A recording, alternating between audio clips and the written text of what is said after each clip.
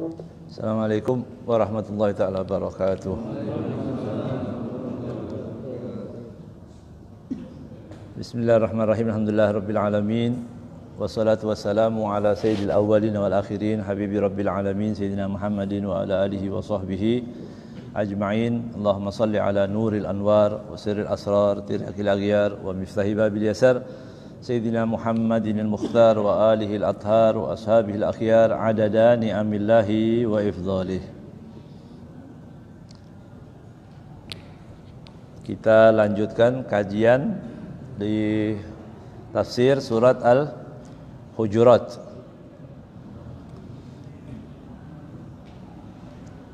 Jadi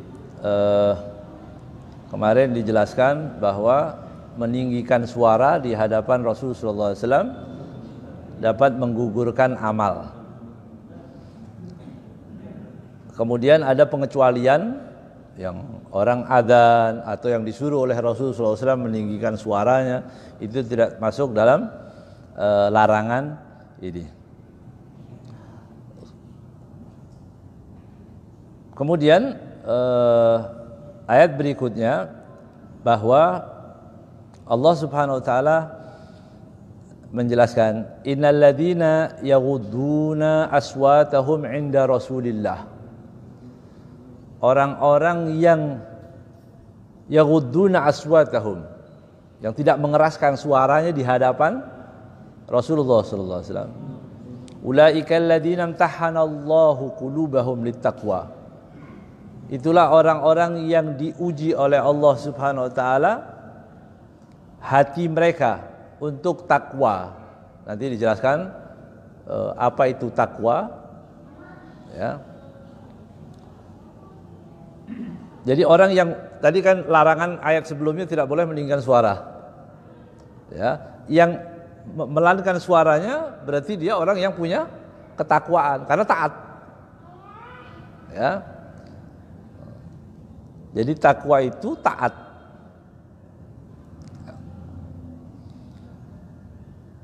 Lahum maghfiratun wa ajrun azim. Bagi mereka yang tidak meninggikan suara, dengan kemarin dijelaskan juga meninggikan suara ini, kalau meninggikan suara fisik saja itu bisa menggugurkan amal, apalagi apabila mereka meninggikan suara maksudnya adalah cara berpikir, ya, pendapat, tidak mau dengan pendapat Nabi Muhammad, dia bikin-bikin sendiri. Itu akan gugur, ya. Ayat ini dikatakan ja'at hadhil ayat al-karimah bi anwa' min at-targhib bi ghaddil aswat inda Rasulillah. Pertama, bahwa ayat ini menganjurkan kita untuk memelankan suara, tidak meninggikan suara di hadapan Nabi Muhammad sallallahu alaihi wasallam. Setelah ba'da ma taqaddama at-tarhib. Tadi ancamannya sudah kemarin. Ayat pertama, ya ayyuhalladzina amanu la tuqaddimu baina yadayillah wa rasulihi. Tadi, ya. Tidak boleh kalian mendahului Nabi, tidak boleh meninggikan suara Nabi. Baru sekarang ini targhib, karena orang berdakwah itu harus seperti itu. Ini gambaran ajaran di Al-Qur'an. Orang jangan cuma ditakut-takutin, ya kasih pahala juga. Nah, gitu, ya. Ada pahala juga. Hadir pengajian dari pertama sampai akhir haram. Keluar dari masjid mukanya cemberut semua, menakutkan. Nggak ada yang halal, semuanya haram, ya. Nggak ada surga, ceritain neraka aja gitu, ya nggak bisa begitu, ya. Jadi ada juga ini ayat ini. Jadi surat Al-Hujurat itu juga banyak hikmah di sini, banyak pelajaran. Setelah tidak boleh bersuara tinggi, tidak boleh meninggikan suara, tidak boleh mendahului pendapat yang menyelisih Rasulullah SAW, kemudian Allah SWT menceritakan orang-orang yang bisa memelankan suaranya, melirihkan suaranya, itu orang-orang yang bertakwa. Begitu, ya.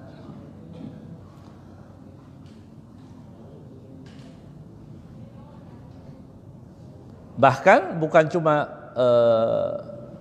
dia memelankan suara ada ketakwaan, wa bayanu ma fi dzalika min uluwid darajah wa rif'atil manzilah tapi dijelaskan bahwa itu bukan sekedar dia bertakwa, tapi dia mempunyai makom yang tinggi. Orang-orang yang baik itu yang taat ya kepada baginda Nabi Muhammad SAW. Kemudian di akhir ayat Allah menjamin bahwa untuk mereka al-maghfirah lidzunub, pengampunan dosa. Ya, Allah jamin orang-orang yang punya adab kepada Nabi Muhammad, dia akan mendapatkan pengampunan dosa. Ya. Wa dhamanul ajr azim, juga mendapatkan jaminan pahala yang besar. Apa pahala yang besar? Karena apa mereka mendapatkan pahala besar? Karena dia mau ghaddul saut, memelankan suara di hadapan baginda Nabi Muhammad sallallahu alaihi wasallam. Inda Rasulillah sallallahu alaihi wasallam. Ya. Jadi meninggikan, nanti dibawakan beberapa hadis tentang ini ya. Allah menyebutkan di sini inda Rasulillah. Berarti penting ya. Berarti ada hal penting ketika kita bersama Nabi. Ya, inda Rasulillah. Inda artinya di sisi Nabi. Bagaimana? Kemarin sudah kita jelaskan juga oleh para ulama apa yang dimaksud dengan di sisi Nabi atau di hadapan Nabi itu bagaimana, kan Rasulullah SAW ya sudah meninggal secara zahirnya begitu. Tapi kapan kita tetap diwajibkan bagi seorang mukmin tetap beradab? Kapan itu? Apabila di hadapan apabila kita baca hadis Nabi Muhammad SAW, ya, apabila kita ada di kota Madinah, apabila kita membaca sirah Nabi Muhammad SAW, ini tetap kita dianjurkan tetap beradab, ya, karena itu ada di sisi Nabi Muhammad SAW, inda Rasulillah. Ya. Kemudian ayat ini dikatakan fi hadhil ayah dalilun sati'. Ini ada dalil yang sangat kuat, wa burhanun qati'. Ada dalil yang sangat jelas ala azimi fadli Rasulillah, atas keagungan Nabi Muhammad sallallahu alaihi wasallam. Ya. Mengapa demikian? Wa karamatu manzilatihi indallah. Coba bayangkan. Ini ada keagungan kemuliaan Rasulullah di sisi Allah Subhanahu wa taala. Maka Allah mengatakan innalladzina, wahai dan orang-orang, sesungguhnya orang-orang yang alladzina yaghudduna, yang memelankan suara, melirihkan suaranya, aswatahum inda Rasulillah. Berarti di mana? Di hadapan Nabi Muhammad sallallahu alaihi wasallam, ya. Ulaika alladzina tahana Allahu qulubahum littaqwa. Ya. Oleh karenanya dikatakan oleh muallif wa min thamma kana ghaddu saut inda Rasulillah sallallahu alaihi wasallam wa iltizamil adab ma'hu akhlas maqamati taqwa wa asdaquha wa anqaha. Makanya orang yang bisa melirihkan suaranya di hadapan Nabi Muhammad SAW, beradab maksudnya, itu menunjukkan bahwa dia mempunyai ketakwaan yang paling murni. Itu kan dohirnya kan bukan maksiat tadi. Kalau ada orang, saya nggak minum khamr, saya tidak berzina, saya tidak durhaka pada orang tua, itu secara dohir memang maksiat, kan begitu. Tapi kalau meninggikan suara ini kan kayak biasa-biasa aja. Kadang-kadang orang ini yang akal yang belum bisa, iya, yang belum bisa mencerna, apalagi orang-orang munafik yang hatinya sakit, begitu. Ngapain cuma suara aja? Ini kan suara saya, begitu kan? Makanya orang kalau bisa taat dalam urusan adab kepada Rasulullah, berarti dia punya keimanan, ketakwaan yang luar biasa, begitu. Jelas ya? Jadi makom yang tinggi ketika orang bisa bertakwa kepada Allah, kepada Rasul sallallahu alaihi wasallam dengan apa? Tadi bisa taat dalam urusan adab, kan begitu. Bukan rambu-rambu aja begitu. Bukan rambu-rambu yang ditakuti, tapi adab. Begitu. Ya. Kemudian yang kedua, apa yang dibahas dalam indiyah di sini dikatakan bahwa kebersamaan di hadapan, di sisi Nabi Muhammad SAW itu sesuatu laha syarafuhal a'la, kemuliaan yang luar biasa, wa majduhal arfa, juga ini kemuliaan yang sangat tinggi. Maka Allah sebutkan walidzalika aujaba subhanahu wa ta'ala man kana indahu sallallahu alaihi wasallam huquqan khassah. Maka Allah subhanahu wa ta'ala mengatakan bahwa orang yang bisa bersama Nabi mempunyai hak-hak khusus. Itu. Dia punya orang-orang hebat. Akhlaknya pun beda kan, dia di hadapan Nabi Muhammad sallallahu alaihi wasallam. Ya. Makanya para sahabat itu mempunyai kedudukan yang sangat tinggi. Sahabat yang manapun itu makomnya tinggi. Karena itu orang pilihan yang dihidupkan oleh Allah untuk menemani Nabi Muhammad sallallahu alaihi wasallam. Ya, berarti itu orang-orang istimewa semua. Ya. Wa adaban yajibu mur'atuha wa adamu tasahul. Karena tidak bisa diremehkan. Ya, Nabi Muhammad itu orang, kalau kita punya akhlak, kita menganggap kita ini berakhlak misal begitu. Tapi belum tentu kalau kita di hadapan Rasulullah kita bisa berakhlak. Begitu. Makanya dipilihlah siapa? Para sahabat. Nah, sahabat itu adabnya luar biasa kepada Rasulullah SAW. Ya. Perang Uhud kalah, walaupun nanti para ulama tidak mengatakan kalah ya. Ya. Kalau di perang Uhud banyak orang mengatakan perang Uhud itu orang Islam katanya kalah, padahal nggak kalah. Ya. Kalau secara dohir, ya. Tapi kata para ulama tidak ada umat Islam yang ditawan, ya, tidak ada yang direbut, tidak ada kota yang diambil. Jadi nggak kalah sebenarnya. Tapi seharusnya umat Islam menang, maka dianggaplah itu dianggap kalah. Seharusnya di situ menang kalau dia taat. Gitu. Artinya kemenangan lebih gemilang lagi. Begitu. Ya. Ringkas cerita 70 orang korbannya, ada yang luka-luka dan sebagainya. Istirahat, langsung diberi pengumuman oleh Rasulullah. Ya. Kita akan perang lagi. Tentaranya yang mana? Ya itu yang luka-luka itu. Nah, kalau kita kan mau istirahat dulu sebentar, ya. Baru potong sapi capek gitu. Ya, masa kita mau disuruh lagi gitu ya. Baru hal-hal yang sepele aja gitu. Udah kita merasa kayaknya udah berat. Nah, itu baru bisa kita merasakan bagaimana imannya para sahabat. Ya. Perang Khandaq. Begitu perang Khandaq 18 hari. Ya. Selesai peperangan, pulang semua, selesai dimenangkan, pulang, zuhur sudah kasih pengumuman lagi oleh Rasulullah. Masya Allah. Ini pulang malam, ini Abu Sufyan dan orang-orang Mekah semua pada lari semua. Kemudian para sahabat pulang, ambil kemahnya semua sampai ke kota Madinah. Begitu di Madinah, besok zuhur kasih pengumuman lagi. Halumu ila jihad. Ayo sekarang jihad lagi. Cuma istirahat zuhur. Ya. Istirahat berarti dari pagi sholat subuh sampai zuhur berangkat lagi. Wah, begitu. Coba bayangkan kalau kita misalnya, betapa repotnya kita minta izin pada istri. Ya kan? Kita mau keluarin duit hajah, uang kita mau kasih keluarkan buat jalan yang benar aja susah. Ya, harus musyawarah sana sini.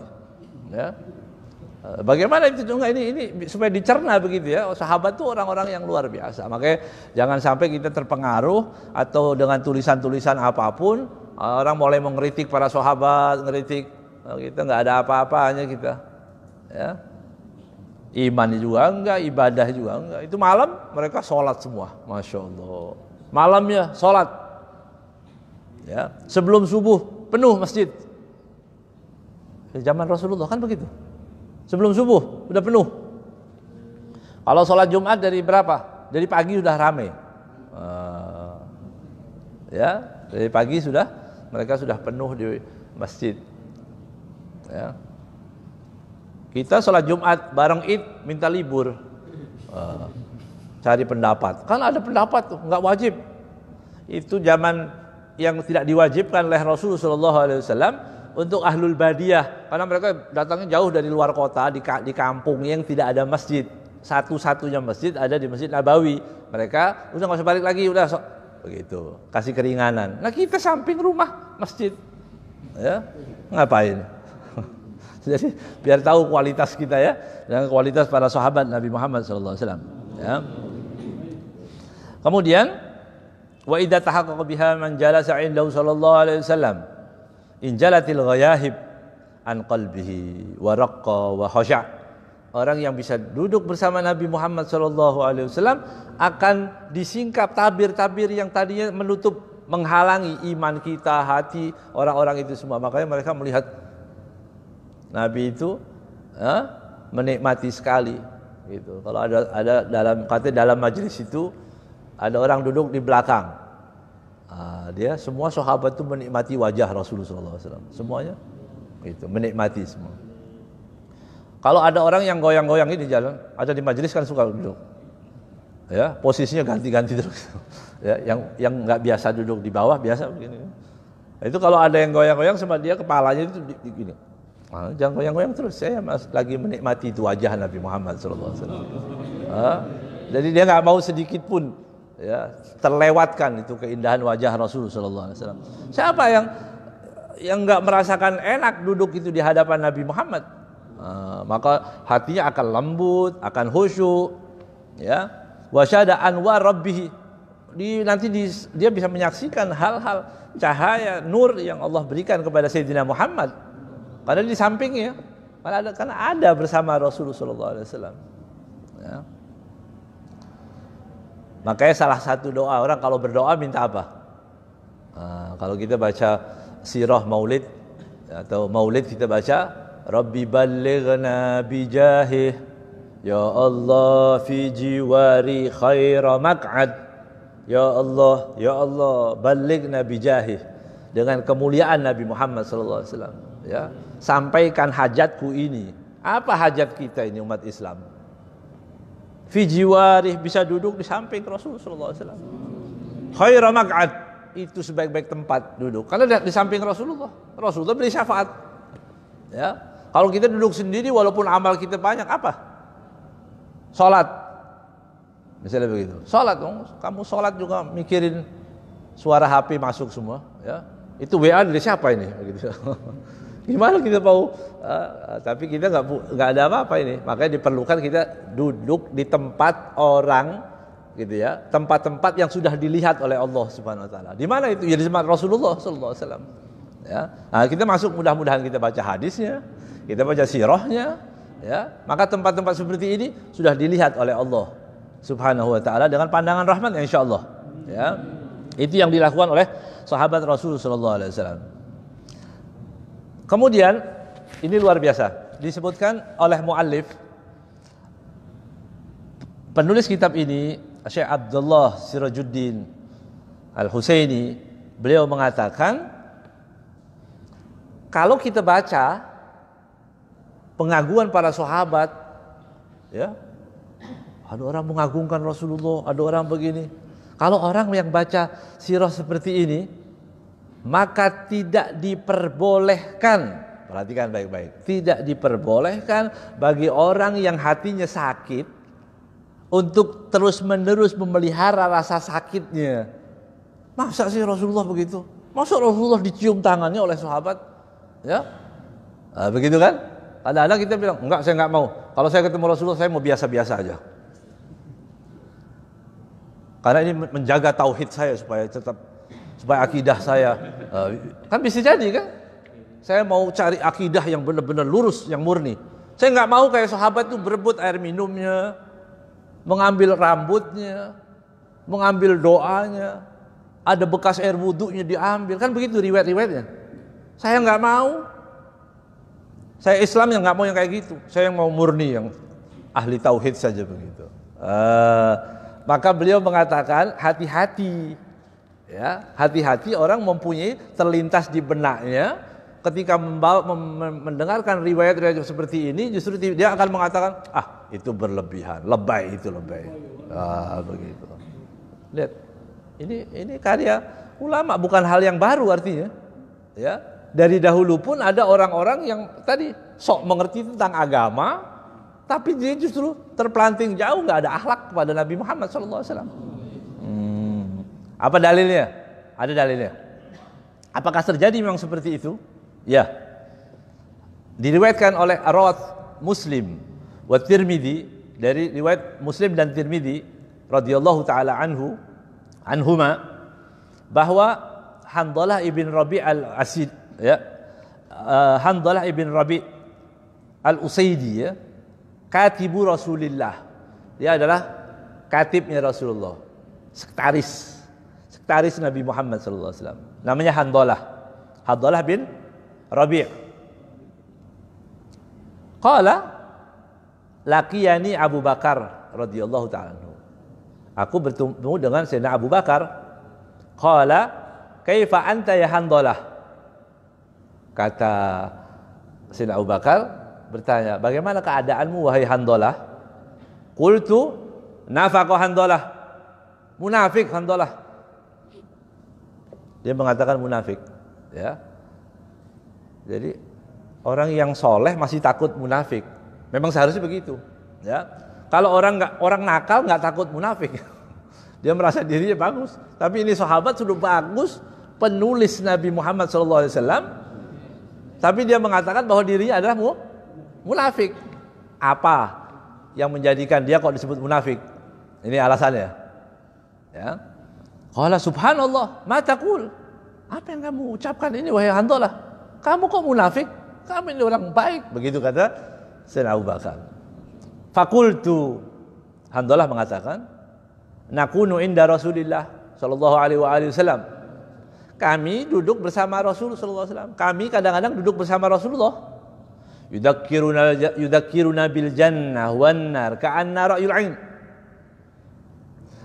Rasulullah menjelaskan pada kami tentang keberadaan surga, neraka, surga dan segala kenikmatannya, neraka dengan segala siksanya. Ketika saya mendengar dari Rasul sallallahu alaihi wasallam, kata Handalah, seolah-olah apa yang disabdakan oleh Rasulullah seperti kita lihat langsung. Kan begitu? Surga neraka itu kan nggak bisa dilihat, tapi ketika mendapatkan keterangan dari baginda Nabi Muhammad SAW, maka para sahabat itu melihat, ya benar-benar seperti melihat, nggak ada ragu lagi. Gitu. Ya. Wa idza kharajna min indihi, tapi begitu kami keluar dari majelisnya Nabi Muhammad SAW, asafnal azwat wal aulad wad dai'at wa nasina katsiran.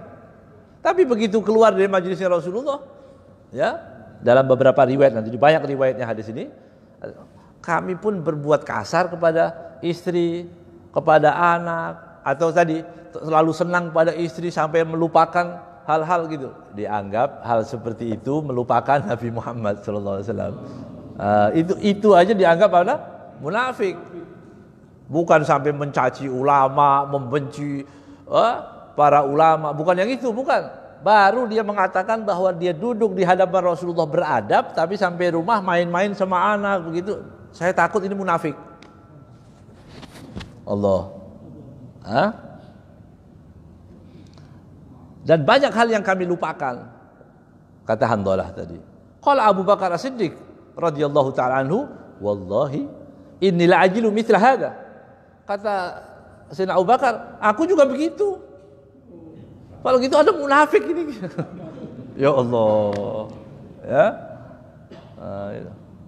Para sahabat radhiyallahu taala anhum, dia baik tapi tidak merasa baik. Gitu ya. Karena orang itu ada 4 katanya. Ya.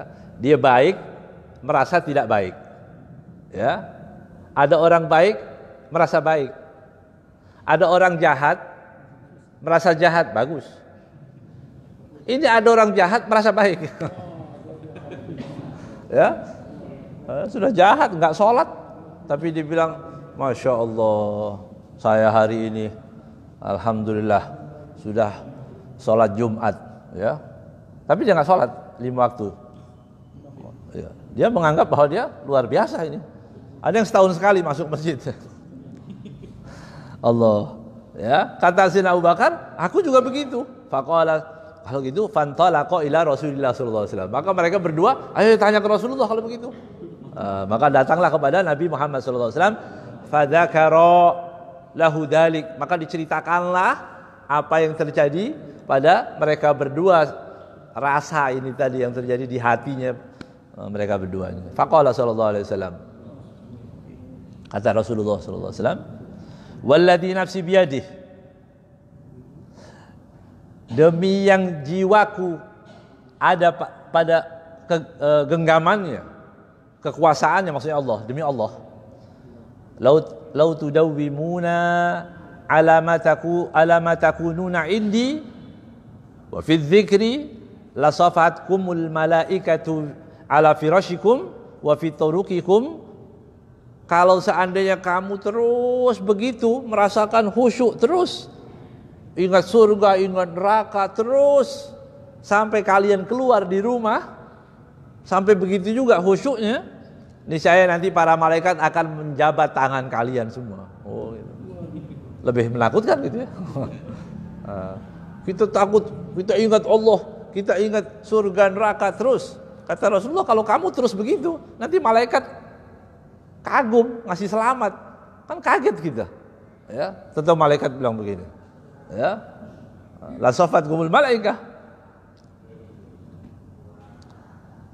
Bahkan di tempat tidur kalian atau di jalan, kalian nanti malaikat akan mengucapkan selamat kepada kalian semua. Walakin ya Handalah sa'ah wa sa'ah.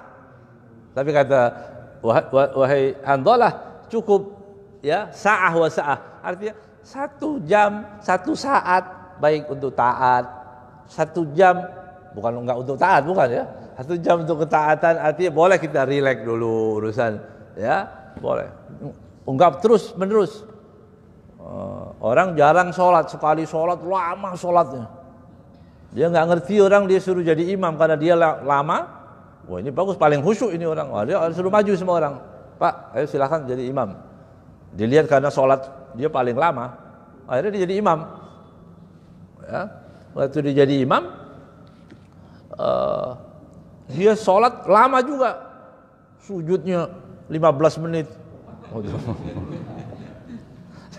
Semua serba lama dia gitu ya. Begitu assalamualaikum, orang-orang semua protes, apa ini ya, ini imam apa ini imam, ini kita mau berangkat sampai terlambat, yang mau ngantor semua gara-gara ini ya. Ditanya, orang tadi ditanya si imam tadi, kenapa kamu kok lama-lama, ini kan makmum. Oh iya, saya udah lama nggak sholat, mumpung sekali sholat. Jadi karena dia sudah lama nggak sholat, disuruh jadi imam ya. Dirapel ya. Masya Allah ya, sa'ah wa sa'ah, artinya boleh orang itu ya, jangan sampai tegang terus ya, atau cengengesan terus, ketawa terus ya, nggak boleh juga. Urusan agama juga ketawa ini. Jadi tantang Rasulullah ketawa dari awal sampai akhir majelis apa ini ya nggak boleh juga ya. Tapi sa'ah wa sa'ah, waktu orang ketawa ya ketawa ya. Waktu orang sholat khusyuk begitu. Hadis ini diriwayatkan oleh Imam Ahmad. Ya, juga diriwayatkan oleh Imam Ahmad dalam riwayat yang lain. Ya, maknanya kurang lebih sama, tetapi ada tambahan sedikit. Nanti para malaikat akan menghamparkan sayapnya. Karena tadi kalau kalian terus seperti itu, berarti orang kalau mau khusyuk itu kita tinggal tunggu aja istiqomah, pasti akan merasakan hal-hal yang itu tadi. Ya, cuma ditakutkan orang kalau nggak biasa seperti itu tadi, khusyuk, sholat, tahajud, malam, witir, dzikir, masya Allah, 2 bulan berhenti, ketemu lagi ganti presiden baru sholat lagi. Ya, nanti kita enggak. Jadi biarin aja. Ad-dua muha, kata Rasulullah SAW, ad-dua muha wa in qalla. Yang amal yang baik itu sedikit tapi terus continue. Salat duha jangan ditinggalin, salat witir jangan ditinggalin, tapi terus setiap hari, itu lebih baik daripada sesekali langsung salat tahajud. Masya Allah 100 udah selesai, bilang malaikat udah ya selesai saya nggak mau salat lagi gitu. Ya, jadi itu dari riwayat-riwayat yang lain bahwa Rasul sallallahu alaihi wasallam dalam riwayat yang lain disebutkan, "Kaifa antum wa rabbukum?" Qalu rabbuna fi sirri wal alaniyah. Qalu Allah rabbuna fi sirri wal alaniyah. Kan jadi khawatir kalau dia munafik. Karena taat, khusyuk kalau di hadapan Rasulullah, begitu pulang dia berubah. Tapi Rasulullah dalam riwayat yang lain,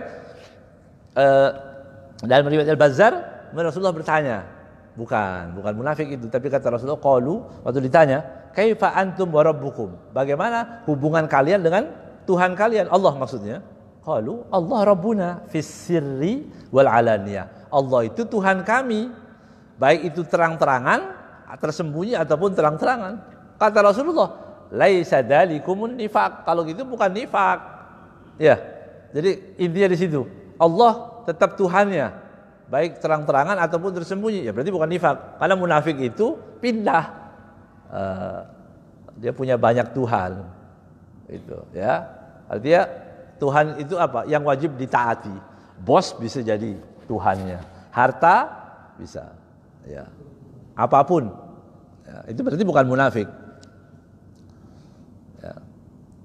Fakana sahabah radhiyallahu taala anhum yakhafuna min taghayyuril hal an yakuna nifaqan. Sahabat itu takut perubahan keadaan itu menjadi orang munafik. Jadi perubahan keadaan, ketakwaan selagi di masjid dengan di rumah itu dia mengkhawatirkan itu, kalau itu adalah satu sifat yang bisa mengantarkan kepada nifaq.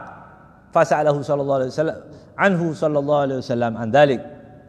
Maka dijelaskanlah oleh Rasul sallallahu alaihi wasallam, berarti bukan munafik ya. Jadi biasa aja kalau di masjid khusyuk, sampai di rumah kadang-kadang kita main-main dengan istri, dengan anak, itu hal yang wajar. Ya.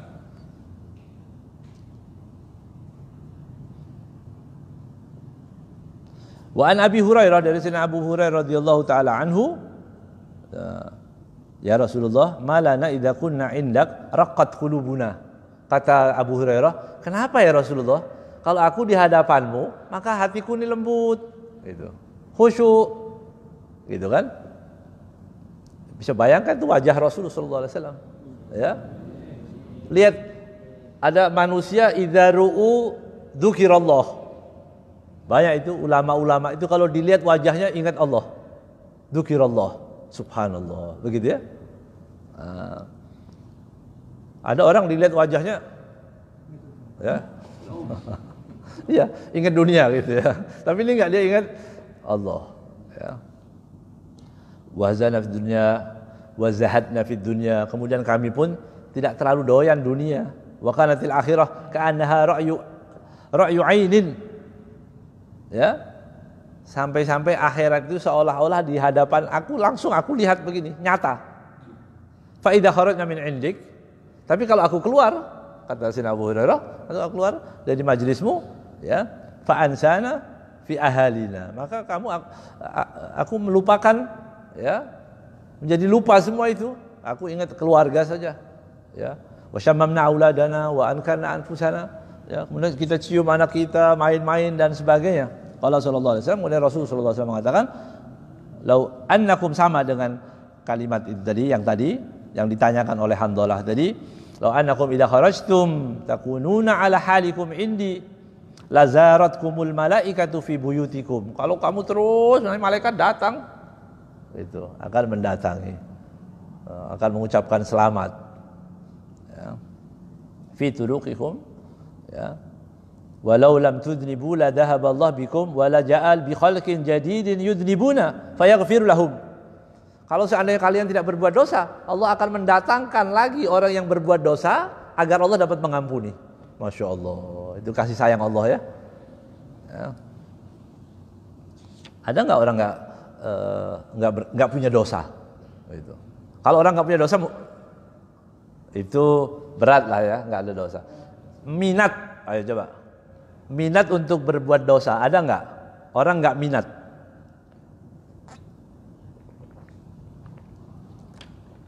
Ada. Kita ini semua nggak minat. Alhamdulillah, ya. Kan kita nggak kepingin berdosa kan? Sekarang. Oh, itu kan? Iya, kita di masjid ya, apa kita nggak, ya. Tapi wallahu alam kan kita nggak tahu. Nanti kadang-kadang terlintas itu keinginan. Misal ada orang jahat, kita mau balas jahat juga, kan itu dosa.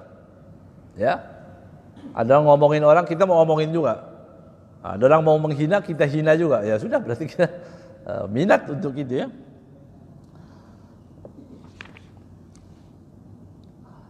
Bagaimana kemuliaan ini supaya lebih jelas lagi? Hadis berikutnya. Kenapa sih orang bersama Rasulullah kok jadi mulia? Inda Rasulillah tadi, di sampingnya Rasul sallallahu alaihi wasallam. Ya. Ingat ada satu hadis. Hadisnya panjang, saya singkat saja. Diriwayatkan oleh Imam Rahu Muslim wa Tirmidzi dari Sayyidina Abu Hurairah radhiyallahu taala anhu. Hadis ini sahih. Qala Rasulullah sallallahu alaihi wasallam, "Innallaha ta'ala yaqulu yaumal qiyamah." Nanti di hari kiamat Allah berkata, Allah berfirman, "Wahai anak Adam, aku sakit." Kata Allah, saya artikan saja. "Kamu tidak menjengukku." Orang berkata, "Ya Rabb, bagaimana aku menjengukmu? Ya, padahal engkau adalah Rabbul Alamin. Kamu adalah Tuhan semesta alam ini." Qala, "Ama alimta anna abdi fulanan marad falam ta'udhu." Tidakkah kau tahu bahwa ada hambaku fulan sakit, kamu tidak mau mendatanginya?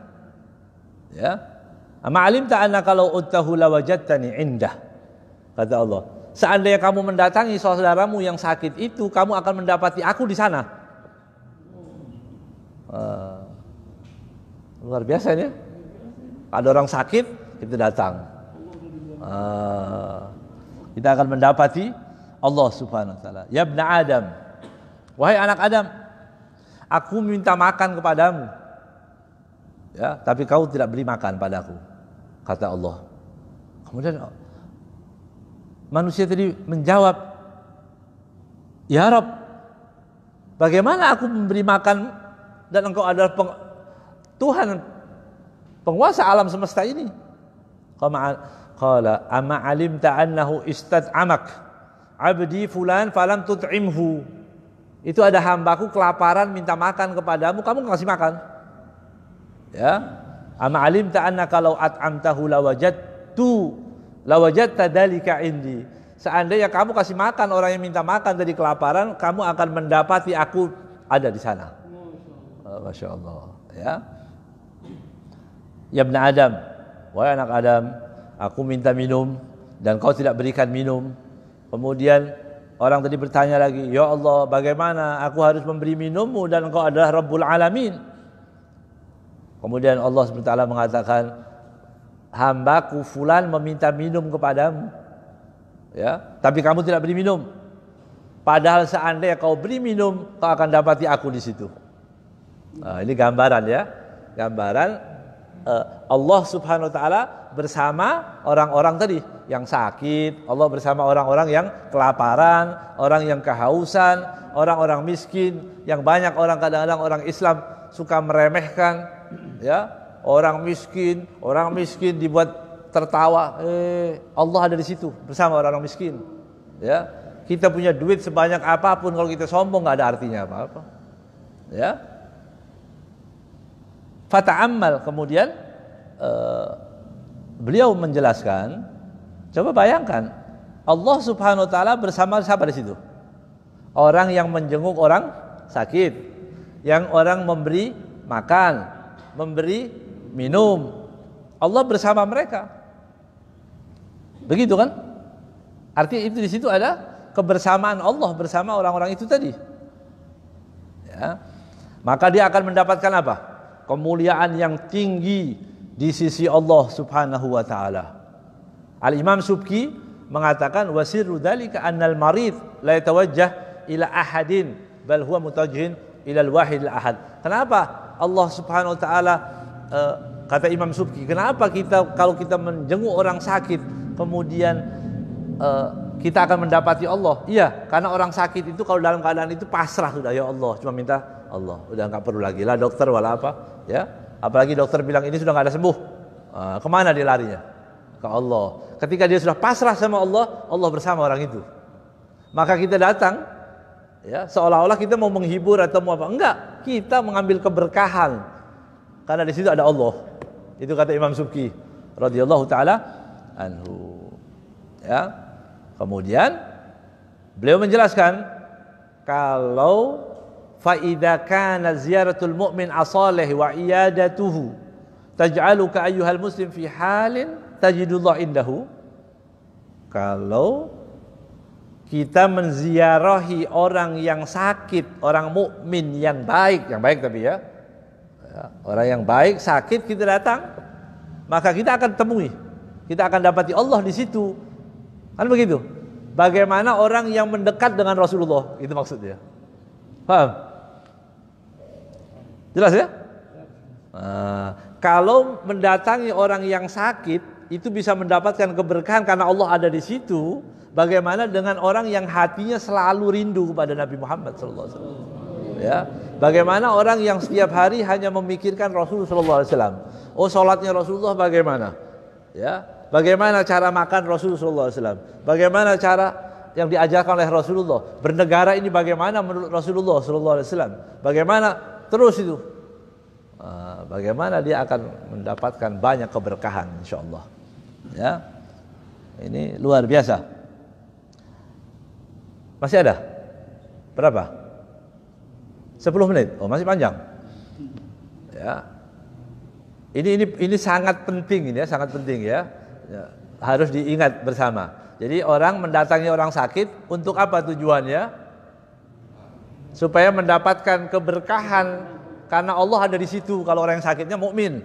Ya. Tapi kalau dia sakit, saya sakit kalau sembuh mau panggil orkes, ya jangan gitu. Ya. Nah, itu biarin aja ya. Ya udah yang lama dikit nggak apa-apa, sakit terusin dulu ya. Nah, bagaimana dengan Rasulullah sallallahu alaihi wasallam? Ya. Jadi mendatangi Rasulullah sallallahu alaihi wasallam. Ya, duduk bersama Rasulullah. Kapan kita duduk bersama Rasulullah? Kita baca hadis ini, kita duduk bersama Rasulullah. Ya, kita baca hadis, kita baca sirah Rasulullah sallallahu alaihi wasallam, kita baca syama'il Rasulullah sallallahu alaihi wasallam, kita bersama Nabi Muhammad sallallahu alaihi wasallam. Ya. Coba perhatikan ayat ini. Ini contoh lagi. Ya. Walau annahum idzalamu anfusahum ja'uka fastaghfirullaha wastaghfara lahumur rasulu lawajadullaha tawwaban rahima. Seandainya ya mereka berbuat jahat, dosa. Ya. Walau annahum idzalamu anfusahum, berbuat jahat pada diri mereka, ja'uka, kemudian mereka mendatangi Rasulullah. Jadi orang berbuat dosa tapi datangnya kepada Rasulullah. Ayat ini ya. Dia berbuat dosa kemudian dia mendatangi Nabi Muhammad sallallahu alaihi wasallam. Ja'uka. Loh, orang bertanya, yang memberi pengampunan siapa? Allah, tapi mendatangi Rasulullah. Ini ayat ini. Ya, coba dicerna lagi baik-baik. Ya. Jadi dia berbuat dosa tapi dia mendatangi Rasulullah. Ja'uka fastaghfirullaha. Ya. Kemudian minta ampun kepada Allah. Kan minta ampun kepada Allah. Wastaghfara lahumur rasulu. Dan Rasul pun memintakan ampun. Lihat itu. Ya. Jadi dia minta ampunnya kepada Allah dan Rasul juga minta ampun. Ya Allah, ya Allah, ini umatku berbuat dosa, ampuni dia. Ya. Ini subuh enggak bangun-bangun ini tiap hari gitu. Begitu. Dimintakan ampun oleh Rasulullah sallallahu alaihi wasallam. La wajadullaha tawwaban rahima, dia akan mendapati bahwa Allah Subhanahu wa taala Tawwab, Maha penerima taubat, Rahima, Maha berbelas kasih. Jadi kalau kita berbuat dosa, kita mendatangi Rasulullah, begitu, ya. Dosa kita akan diampuni. Padahal yang mengampuni siapa? Allah. Maka ayat itu ditulis. Mudah-mudahan kita sampai semua ke kota Madinah ya. Nanti kita lihat di atas makom Nabi Muhammad SAW. Ini tempat ziarah, ini makomnya Nabi Muhammad, di atasnya ini ayat ditulis. Walau annahum idzalamu anfusahum ja'uka. Jadi mendatangi Rasulullah. Orang berbuat dosa datang ke Rasulullah. Ada orang bertanya, itu kan zaman Rasulullah. Enggak. Guru Al-Uthbi, guru daripada Imam Syafi'i, meninggal Rasulullah sallallahu alaihi wasallam. Setelah Rasulullah meninggal, zaman Imam Syafi'i, gurunya Imam Syafi'i. Waktu dia duduk di hadapan maqam Rasulullah sallallahu alaihi wasallam, kemudian datang seorang badui datang kepada Rasulullah sallallahu alaihi wasallam. Ya. Dia untaikan bait syair. Ya, saya banyak dosa, artinya begitu, ya.